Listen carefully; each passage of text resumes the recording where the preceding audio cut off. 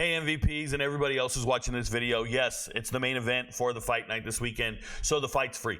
Like, I give out predictions for free on main events and the very first early prelim fight. If you haven't seen those videos, please go to the channel on YouTube, on Patreon, and watch them. They're free. You get my picks for free. We give them out every single time. Main event, first fight, free. Now, if you want to see all the other picks, all the other assessments, you got to be an MVP. Shout out to all the MVPs. We have over 4,000 members on YouTube and Patreon. Please become an MVP. It'll change your life. Football season starting, and we don't miss. Now, when it comes to the UFC, I'm picking at 83% on my locks. Some of you guys might be like, that's not that impressive. Well, it's better than you.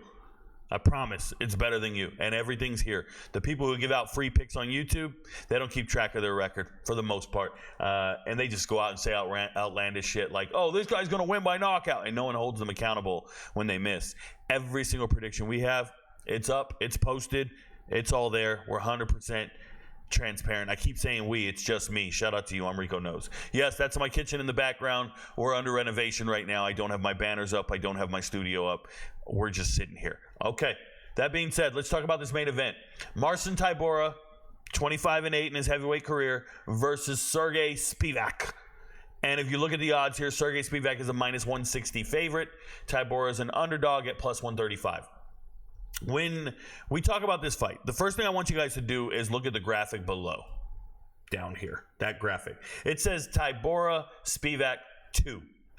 Meaning this is the rematch nobody asked for. We didn't ask for this fight. I think of all the sequels I never wanted to see. I think of Grease 2. I really do. I think of Revenge of the Nerds 3. Police Academy 6. Caddyshack 2 or 3, whatever they made. Like, I don't want to see this sequel, yet here it is. And not only do we get to see this sequel, it's a 5-round heavyweight fight of two dudes that should not be fighting 5 rounds. At least one of these guys should not be fighting 5 rounds. So what happened in the first fight that makes everybody want to see the rematch? Absolutely nothing. Nothing worth talking about. If we go look at Marcin Tybura, he won the first fight. Down here, unanimous decision. It went the distance. And he won it 30-27 on many cards. A ton of control time. Let me pull this up. But I want to make this clear. This is why you don't box score scout, right? You can go in here. It was a prelim fight, by the way. Didn't live up to the hype. 30-27, 30-27, and 29-28. Unanimous decision.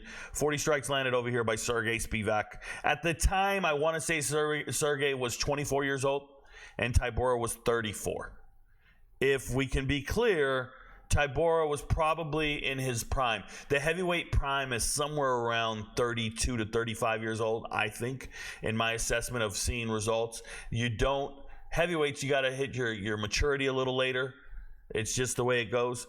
And so you don't see them get to their peak until they're a little, maybe it's old man strength. Maybe it's that. But they got to be a little older. But you see it here, 8 minutes of control time.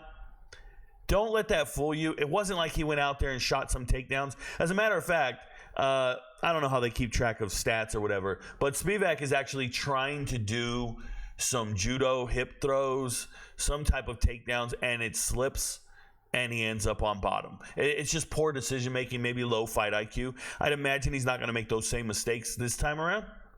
But bro, you can't get up.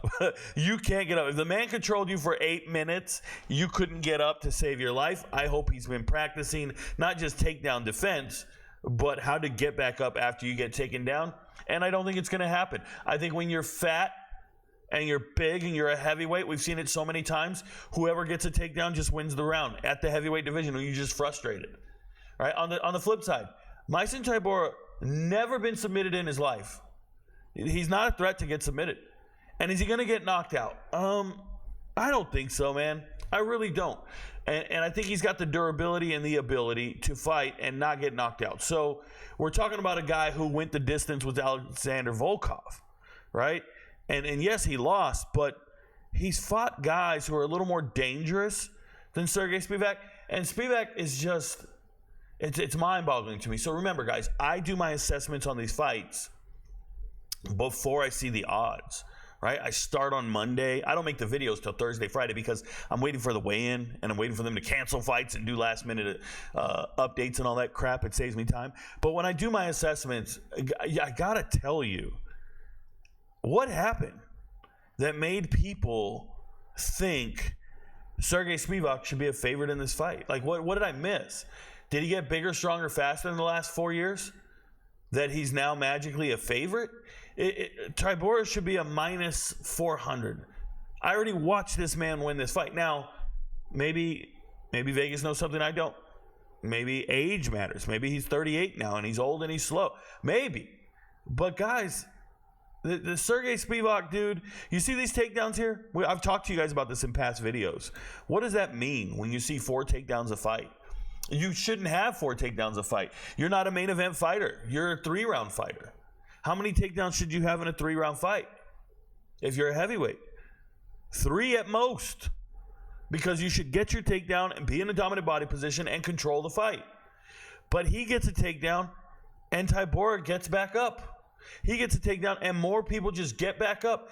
Spivac can't control anybody when he gets a takedown. He doesn't know what to do down there. He's like a 16-year-old boy with the first time with a girl. He doesn't know what to do when she lays down. So Tybura's going to get back up, and we know Spivac won't. And you will be very disappointed if you put your money on Spivac. I really believe that, especially at a minus 160. It doesn't feel right, bro. I did a minus 140 for Ryan Krauser to win the shot put gold. It was his 3rd time winning in a row. I got better odds on that than this shit. This guy, you're not getting a good return on value. He doesn't look good. You're gonna hate yourself if you bet on Spivac. On the flip side, Marcin Tybura, we know he can fight for 5 rounds. We know he can fight and go the distance. I've seen it. We know he's in good enough shape to make it last and get there. We don't feel that way. Like, everybody go, well, Spivac just lost to Serghei. You know, all he did was go out there and get knocked out. He went out there and got knocked out. And don't tell me he submitted the Black Beast. Yes, he submitted Derek Lewis. Tybura's never been submitted, and he's fought 30-something UFC fights. He's fought some of the best fighters in the world. He ain't been submitted. That's not a real thing. So what has happened that makes you go, yeah, what was it? Was it the majority decision over Carlos Felipe? Like, I'm trying to find it in here. I'm trying to find why the odds are the way they are. It just feels dumb. Maybe it's too easy. Maybe it's a little too Ralph. If you get that reference, I'd be impressed. I highly doubt you guys get that reference. Nonetheless, I can't show you guys the fight card. It's for the MVPs because it's got all the other picks on it. But I'm going to tell you that this is a value bet waiting to be made. If we go into the sports book here, I really believe that Marcin Tybura at plus 136 is a great bet to make. It's good value for a guy who's already beaten this guy before. 5 rounds is highly advantageous for Tybura versus Spivac. I don't think Spivac can make it 5 rounds. I think he might just drown and lose. That's why I can't say it's going the distance. I just can't. And I want to. I wonder what they're paying that out to. Let me see what they're paying it out to. Oh boy, 146. Oh man. Somebody's going to value bet that. One of you MVPs. Some MVPs are better than others. And I know I'll see you guys on the Discord server. Look, man, if you want to have further discussions about how we should approach this betting-wise, please join the Discord, become an MVP. We will respond to you. If you show up to the Discord and you're not an MVP, you're wasting your time. If you become an MVP and don't join the Discord, you're wasting your time. Do not blind tail the picks. We'll have props, parlays, everything posted. We did really well last fight card, like most people did. It was a chalk card, but we went 8 out of 10 on parlays.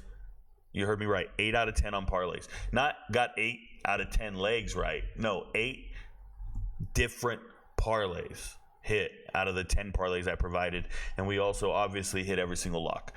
I'm Rico Knows. This is what I do. So, Marcin Tybura, it's a value bet, plus 136. Make your money on the main event. Your friends don't know, but Rico knows. Good luck, y'all. Peace.